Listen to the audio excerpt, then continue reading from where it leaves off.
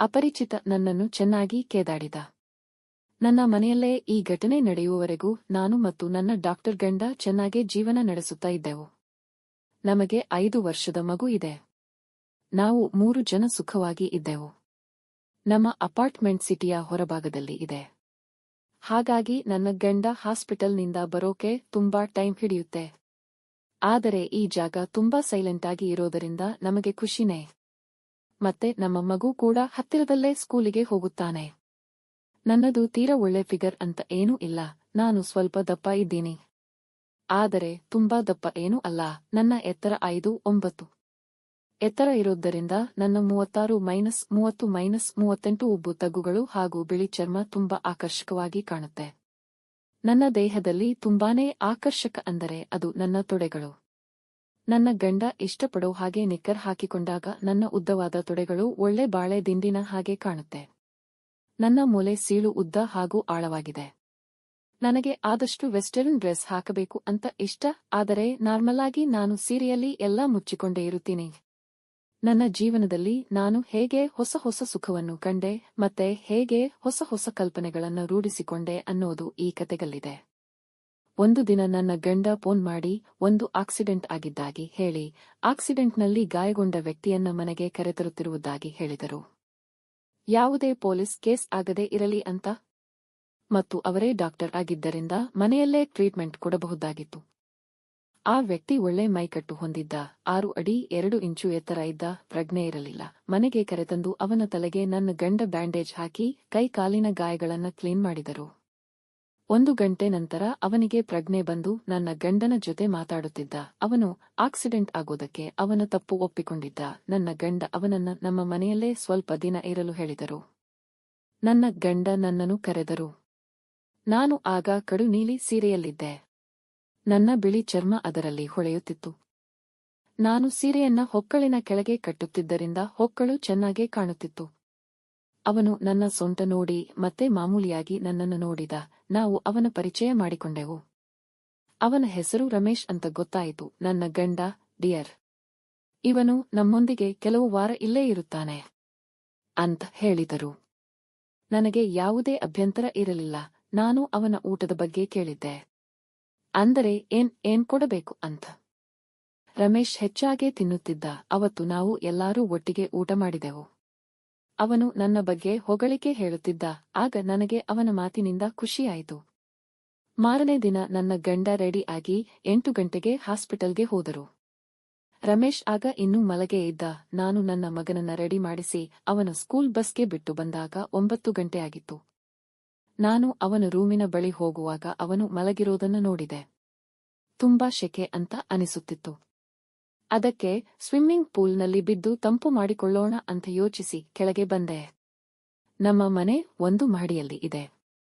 ಅದರಿಂದ pool view ಚೆನ್ನಾಗೇ ಕಾಣುತ್ತಿತ್ತು. ನಾನು ನನ್ನ ಬಟ್ಟೆ ಬಿಚ್ಚಿ ಸ್ವಿಮ್ಮಿಂಗ್ ಕಾಸ್ಟ್ಯೂಮ್ ಹಾಕಿಕೊಂಡೆ. ಅವತ್ತು ವೀಕ್ಡೇ ದಿನ ಆಗಿದ್ದರಿಂದ ಸ್ವಿಮ್ಮಿಂಗ್ ಪೂಲ್ ಹತ್ತಿರ ಯಾರೂ ಇರಲಿಲ್ಲ.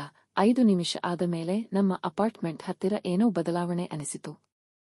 ಆದರೆ ನಾನು ತಲೆ ಕೆಡಿಸಿಕೊಳ್ಳಲಿಲ್ಲ. ಮತ್ತೆ 5 ನಿಮಿಷದ ನಂತರ ಗೆಸ್ಟ್ ರೂಮಿನ ಹತ್ತಿರ ನೋಡಿದೆ.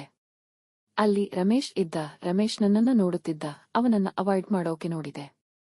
ಅದೇ ಸಮಯಕ್ಕೆ ನನ್ನ ಹಾಲಿನಂತ ದೇಹನ ನೀರಿನಿಂದ ಬರುತ್ತಾ ಅವನ ಹಸಿದ ಕಣ್ಣುಗಳಿಗೆ ತೋರಿಸೋಕೆ ನಾಚಿಕೆ ಆಯ್ತು. ಅದಕ್ಕೆ ನಾನು ಸ್ವಿಮ್ಮಿಂಗ್ ಕಂಟಿನ್ಯೂ ಮಾಡಿದೆ. 20 ನಿಮಿಷ ಆದಮೇಲೆ ರಮೇಶ್ ಅಪಾರ್ಟ್ಮೆಂಟ್ನಲ್ಲಿ ಕಾಣಿಸಲಿಲ್ಲ. ಅದಕ್ಕೆ ನಾನು ನೀರಿನಿಂದ ಎದ್ದು ಬೇಗ ಆಚೆ ಬಂದೆ. ಆಚೆ ಬಂದು ನನ್ನ ಬಟ್ಟೆ ತೆಗೆದುಕೊಳ್ಳೋಕೆ ನೋಡಿದೆ. ಆಗ ನನ್ನ ಒಬ್ಬು ತಗ್ಗಿನ ಮೈಯಿಂದ ನೀರು ಸುರಿತಾ ಇತ್ತು. ಅವನು ನನಗೆ ತೀರಾ ಹತ್ತಿರದಲ್ಲಿದ್ದ. ನನ್ನ ಒದ್ದೆ ಸೆಕ್ಸಿ ದೇಹನ ಚೆನ್ನಾಗಿ ಕಾಣುತ್ತಿತ್ತು. ನಾನು ಅವನ ಕಣ್ಣುಗಳನ್ನ ನೋಡೋಕೆ ಟ್ರೈ ಮಾಡಿದೆ. ಅವನ ಕಣ್ಣುಗಳು ನನ್ನ ಇಡೀ ಮೈಯೆಲ್ಲ ತಿರುಗಾಡುತ್ತಿದ್ದವು. ಏನೋ ನನ್ನ ದೇಹದ ಅಂಗಾಂಗಗಳನ್ನ ಕಿಸ್ ಮಾಡುತ್ತಿದ್ದಾನೇನೋ ಅನ್ನೋ ಹಾಗೆ. ಅವನ ಕಣ್ಣುಗಳನ್ನ ನೋಡುತ್ತಾ ಅವನ ತಪ್ಪು ಅವನಿಗೆ ಅರಿವಾಗುವಂತೆ ಮಾಡಬೇಕು ಅಂತ ಇದ್ದೆ. ಆದರೆ ನಮ್ಮಿಬ್ಬರ ಕಣ್ಣುಗಳು ಸೇರಿದ್ದಾಗ ನಾನು ಅವನ ಕಣ್ಣಿನಲ್ಲಿ ಕಳೆದು ಹೋದೆ. 30-40 ಸೆಕೆಂಡ್ಗಳು ಆದಮೇಲೆ ನಾಚಿಕೆಯಿಂದ ನನ್ನ ಎದೆ ಬಡಿತ ಹೆಚ್ಚಾಯಿತು. ಹೆಚ್ಚಿದ ಉಸಿರಿನಿಂದಲೇ ಅವನ ಕಣ್ಣುಗಳನ್ನ ನೋಡುತ್ತಿದ್ದೆ. ರಮೇಶ್, ಹಾಯ್ ಬಾಬಿ. ನಾನು, ಹಾ. ರಮೇಶ್, ತುಂಬಾ ಕಣ್ಣುಗಳು ನಿಮ್ಮನ್ನು ನೋಡೋಕೆ ಪ್ರಯತ್ನಿಸುತ್ತಿವೆ. ಅವನ ಮಾತಿನಿಂದ ಖುಷಿಯಾಗಿ ನನ್ನ ಮುಖದಲ್ಲಿ ಸ್ಮೈಲ್ ಬಂದು ಬಿಟ್ಟಿತು. ಆದರೆ ನನ್ನ ಬಟ್ಟೆ ಕೊದುತ್ತಾನೇನೋ ಅಂತ ಕಾಯುತ್ತಿದ್ದೆ. ನಾನು ಅವನಿಂದ ತೆಗೆದುಕೊಳ್ಳೋಕೆ ಹೋದೆ. ಆದರೆ ಅವನು ಅದನ್ನ ಓಪನ್ ಮಾಡಿ ನನ್ನ ಕೈಗಳನ್ನ ಹಾಕಲು ಅನುವು ಮಾಡಿಟ್ಟ. ರಮೇಶ್, ನಿಮಗೆ ನಾನು ಹೆಲ್ಪ್ ಮಾಡುತ್ತೀನಿ. ಮೊದಲಿಗೆ ನಾನು ಪರವಾಗಿಲ್ಲ ಅಂತ ಅನಿಸಿತು. ಆದರೆ ಮತ್ತೆ ಅನಿಸಿತು, ಅವನು ನನ್ನ ಬೆತ್ತಲೆ ಬೆನ್ನು ಮತ್ತೆ ದಪ್ಪಾತಿಕ ನೋಡೋಕೆ ಇಷ್ಟವಾಗಿ ಹೀಗೆ ಮಾಡುತ್ತಿದ್ದಾನೆ ಅಂತ. ಬೇಗನೆ ಕೈಗಳನ್ನ ತೋರಿಸಿದೆ. ಕೈ ತೂರಿಸುತ್ತಲೇ ಅವನು ನನ್ನ ತಿರುಗಿಸಿ ಅವನೇ ಬಟ್ಟೆಯ ದಾರವನ್ನ ಟೈಟಾಗಿ ಕಟ್ಟಿದ. ಐಚ್ ಅಂತ ನನ್ನ ಬಾಯಿಂದ ಬಂತು. ಮತ್ತೆ ನಾವು ನಮ್ಮ ಅಪಾರ್ಟ್ಮೆಂಟ್ ಕಡೆಗೆ ಹೊರಟೆವು. ರಮೇಶ್ ನನ್ನ ಹಿಂದೆ ನನ್ನ ಸೊಂಟ ನೋಡುತ್ತಾ ಬರುತ್ತಿದ್ದ. ಅಪಾರ್ಟ್ಮೆಂಟ್ ಮುಂದೆ ಹೋಗುತ್ತಿರುವಾಗ ಬಟ್ಟೆ ಎಳೆಯುವ ಭಯಾನಕ ಅನುಭವ ಆಯ್ತು. ಅವನು ನನ್ನ ಬಟ್ಟೆ ಎಳೆಯುತ್ತಾನೆ ಅಂತ ಅಂದುಕೊಂಡಿರಲಿಲ್ಲ, ಆದರೆ ಅವನು ಹಿಡಿದುಕೊಂಡು ಬಿಚ್ಚೋಕೆ ಮುಂದಾಗುತ್ತಿದ್ದಾನೆ ಅಂತ ಅನಿಸಿತು. ನಾನು ಒಳಗೊಳಗೆ ಥ್ರಿಲ್ ಆಗಿ ಹಿಂದೆ ತಿರುಗೋಕೆ ಆಗಲಿಲ್ಲ. ನನ್ನ ಉಸಿರು ಹೆಚ್ಚಾಯ್ತು.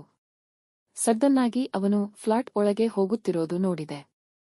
ಆಗ ಹಿಂದೆ ತಿರುಗಿ ನೋಡಿದರೆ ನನ್ನ ಬಟ್ಟೆ ಮಗನ ಸೈಕಲ್ಗೆ ಸಿಕ್ಕಿಕೊಂಡಿತ್ತು. ನಾನು ಸೀದಾ ಬಾತ್ರೂಮಿಗೆ ಓಡಿಹೋದೆ. ಅಷ್ಟೊತ್ತಿಗೆ ನನ್ನ ಮೈ ಒಣಗಿತ್ತು. ಆದರೆ ನನ್ನ ತುಳ್ಳು ಸಂಪೂರ್ಣ ಒದ್ದೆಯಾಗಿತ್ತು. ನನ್ನ ಜ್ಯೂಸು ಆಚೆ ಬರೋದು ನನಗೆ ಗೊತ್ತಾಗುತ್ತಿತ್ತು. ನನಗೆ ತುಂಬಾನೇ ನಾಚಿಕೆ ಅನಿಸಿತು.